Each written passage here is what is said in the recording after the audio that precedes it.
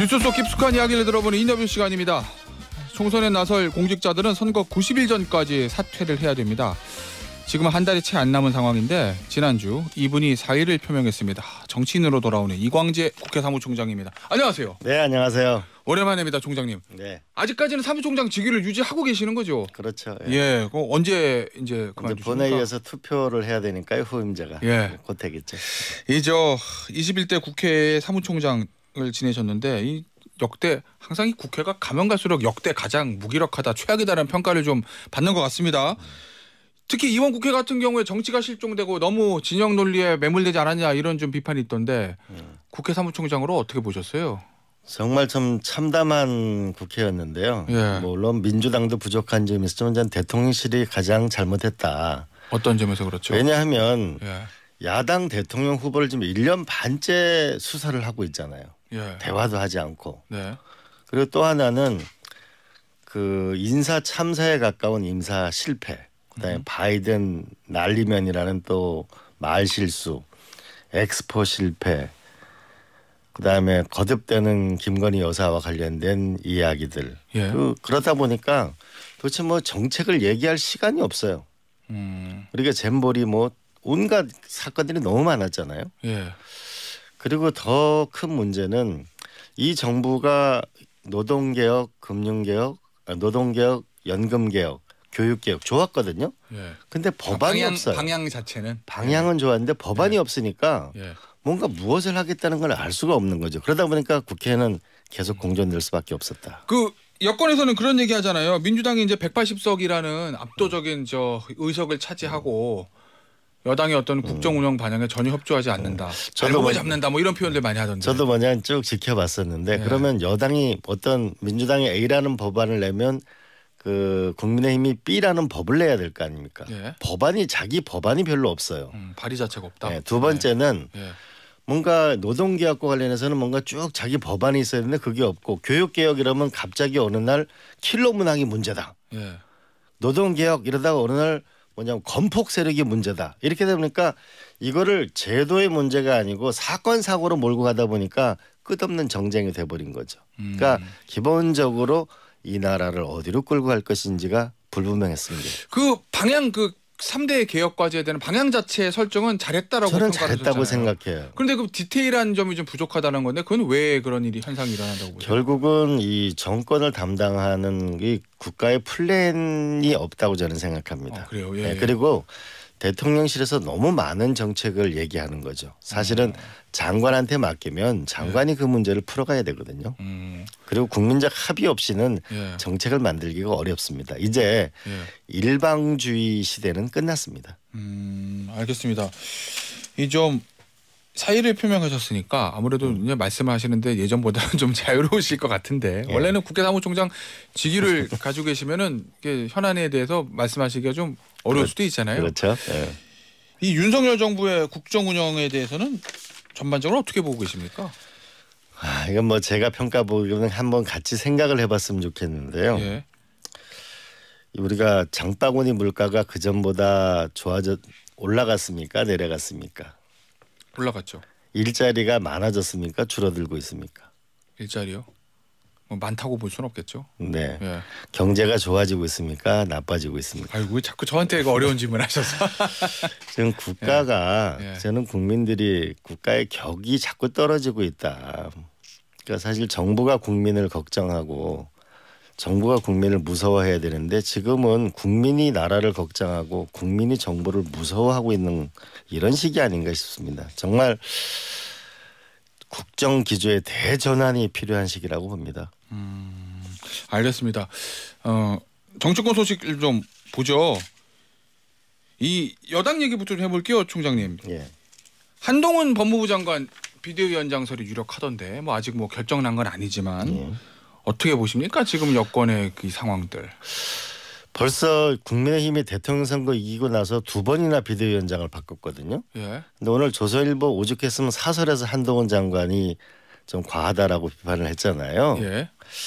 저는 이제 국민들이 제발 이제는 문제는 경제라니까 이 경제를 살리라는데 딴짓하지 말고 예. 라고 하는데 한동훈 비대위원장을 세우면 이거 맨날 싸우자는 얘기냐 국민들하고 저는 그렇게 받아들일 것 같은데요. 이게 아 그래요? 예. 윤석열 대통령 무슨 검사부 일체도 아니고 예. 저는 지금은 좀 경제나 외교 이 문제에서 유능하고 좀 국가를 안정적으로 끌고 간 여당다운 그런 비대위원장이 필요한 시기가 아닐까요? 아 근데 뭐 예를 들면 저 총선 이후에 당 대표 새로 선출하는 것도 아니고 사실 비대위원장이라는 게 총선 때까지 한시적인 자리인데 아무래도 여당 입장에서는 나름대로 총선용 카드를 들이미는 게 상례 아니에요? 결국 경제를 지금 총선이라고 하는 것이 예. 이기는 건 왜 이겨야 되죠? 국민들이 원하는 건 경제를 살릴 수 있는 사람을 원하는 거고 예. 내년에 뭐냐면 전 세계 40개국의 선거가 있거든요. 예. 트럼프 대통령을 뭐 비롯해서 그렇죠. 그러면 빅 체인지가 일어나는데 이때 뭔가 여태까지 보였던 외교의 불안정성을 넘어 좀 안정감 있는 메시지를 내는 이런 진영이 필요한 거 아닌가요? 지금은 예. 대통령도 검사고 예. 여당 대표도 검사이고 예. 두 분 다 정치를 한 번도 안 해보신 분이 지금 하고 있는데 예. 이 문제에 대해서 국민들은 아 이게 뭔가 일방주의 문제가 있는데 또다시 뭐냐면 한동훈 검사를 여당 오죽했으면 조선일보에서 사설을 다 썼을까요? 그럼 뭐 경제통, 뭐 경제랑 외교를 잘 이끌 수 있는 사람을 비대위원장 하는 게 맞다. 국가를 적어도 그 여당을 안정적으로 이끌 수 있고 네. 그다음에 국가적인 비전을 가지고 정책적인 내용을 소화할 수 있는 사람이 돼야 되지 않을까요? 어떤 사람이 있을까요? 그건 여당에서 정해야 될 일이겠죠. 그래요?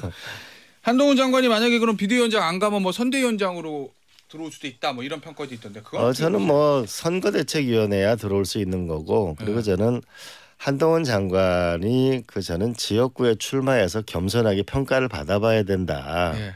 왜냐하면은 사실 윤석열 대통령 지지도 하락의 가장 큰 게 인사 실패인데 예. 이건 인사 추천에 문제가 있든지 검증에 문제가 있든지 문제가 있는 거 아니에요? 예. 그러면 인사 검증에 강력한 당사자가 한동훈 장관이잖아요. 예. 그러면 그리고 나는 국민들에게 그 국민의힘 지지자들 중에서는 어쨌든 가능성을 보잖아요. 예. 그러면 저는 여야가 비슷비슷한 지지도를 가진 곳에서 저는 국민의 한번 평가를 받아보는 게 좋지 않을까. 지역구요. 그래야- 여야가 자 지역구에서 여야가 비슷한 지지도를 가지고 있는 일종의 스윙 스테이트 같은 곳에서 한번 붙었으면 좋겠다라는 말씀이신데 아니고- 어디 있을까요? 어디 그런 데가 수도권에? 글쎄요. 그건 뭐 조사해 보면 종로요? 있겠죠. 아니, 그런 건 아니고 예. 결국은 여야가 비슷한 곳에서 저는 결국은 윤 대통령의 지지도 하락에는 상당 부분 한동훈 장관도 책임이 있다고 보고 예. 또 하나는 윤 대통령이 사실은 이 약간의 소통이 안 된다는 이미지도 있잖아요. 예. 한동훈 장관도 국회 와서 그 야당 국회의원들과 다투시는데 저는 국민의힘에서 한동훈 장관을 좀 장래성이 있다고 본다면 국민들이 한번 평가를 받아보는 게 좋겠다. 아니 비대위원장 하고도 저 말씀하신 그런 지역구 출마할 수 있는 거 아니에요? 비대위원장 같은 경우는 지금 좀 중차대한 국가적인 시기잖아요. 예. 그리고 여당 전체를 끌고 가야 되고 예. 사실 선거도 중요하지만 국가가 더 중요하잖아요. 오, 그럼 예를 들면 비대위원장 뭐 한 장관이 아니더라도 누군가 여당의 비대위원장 맡으면 지역구 출마하기 쉽지 않을 거다는 말씀이신 건가요? 그건 이제 뭐 여당에서 정할 일이겠지. 아 그래요? 혹시 한동훈 장관이랑 지역구에서 한번 겨뤄보고 싶으신 생각이 있으신가요? 글쎄요. 아니 왜냐면 종로 출마 준비하고 계시잖아요. 제 문제는 예. 공직이 끝난 다음에 말씀을 드리도록 하겠습니다. 그럴까요? 알겠습니다. 자 민주당 얘기 좀 해보겠습니다.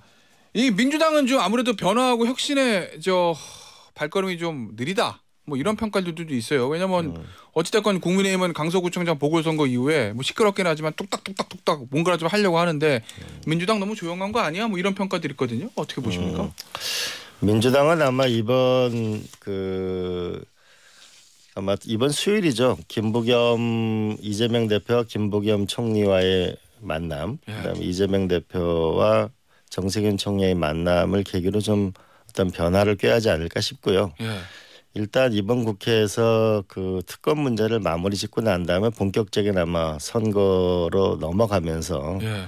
그러면서 민주당도 변화를 꾀하지 않을까. 예. 근데 중요한 것은 많은 국민들의 마음은 이런 것 같아요. 안 되겠다. 이번 선거에서는 이 정부를 반드시 좀 중간 평가를 아주 매섭게 해야 되겠다. 예. 이런 마음은 한결같은 것 같아요. 그럼 민주당이 저 이번에 김건희 여사에 대한 특검법 처리한 이후에 변화 말씀하셨는데 어떤 변화가 있을까요? 사실 사람 아니에요? 변화라고 하면 결국은 그 책임 있는 야당이 돼야 된다. 이 정부를 심판하는 거 좋다 이거죠. 예. 그럼 민주당이 뭐를 할 거냐? 그럼 예. 책임 있는 야당이 돼야 되는데 뭔가 경제에서 유능함을 보여달라. 예. 이런 부분에 좋은 사람들이 공천이 돼야 될 거고 예. 또 하나는 외교 부분에서의 이 정부가 너무 정말 엑스포 같은 경우는 참사라고 봐야 되잖아요. 예. 좀 능력 있는 외교에서의 좀 인사들을 발탁하는 거. 예. 그리고 또 하나는 이 민주주의가 너무 파괴되고 있다. 우리 얼마 전에 KBS 보면은 사실 매불쇼에 나오는 최욱 씨가 뭔 잘못이 있다고 인사도 못하고 쫓겨나나요. 그죠? 이런 거 민주주의에 대해서는 좀 단호함을 보여주는. 예. 경제 외교에서는 능력 있음. 민주주의에서는 단호함. 이런 예. 부분에서의 좀 새로운 인물의 영입 그다음에 공천 예. 이런 걸 가져야만 민주당이 변했다고 생각하시겠죠. 자, 그런데 총장님, 이 민주당이 180석이거든요. 수도권을 거의 다 이제 민주당 현역 의원들입니다. 말씀하신 새로운 인물들이 영입하더라도 비워줘야 그 사람들이 들어갈 자리가 있을 텐데 그러면은 소위 말하는 586 중진 의원이라든지 다선 의원들 뭐 희생이 좀 필요할 것 같거든요. 그 부분은 어떻게 정리될 수 있을까요? 결국 그게 민주당이 앞으로 나아가야 될 길이겠죠. 예. 아마 이번에 현역 의원 평가 이런 걸 했을 거 아닙니까? 예. 그럼 이제 평가하신 분들도 있을 거고 민주당도 일정 부분에 결국 쇄신이 불가피하지 않을까 싶은데요. 그래야 새로운 신진 인력이 들어오겠죠. 지도부는 어떻습니까?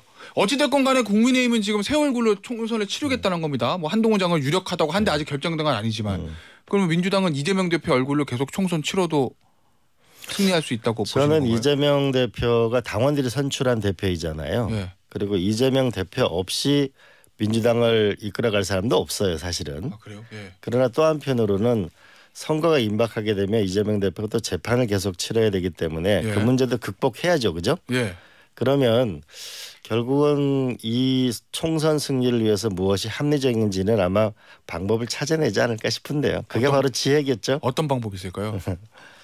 글쎄 아마 이번 아마 김부겸 총리하고 이재명 대표하고 그다음 정세균 총리 이런 분들이 만나시면 예. 길이 열릴 거라고 보고요. 아, 또 그래요? 하나는 예.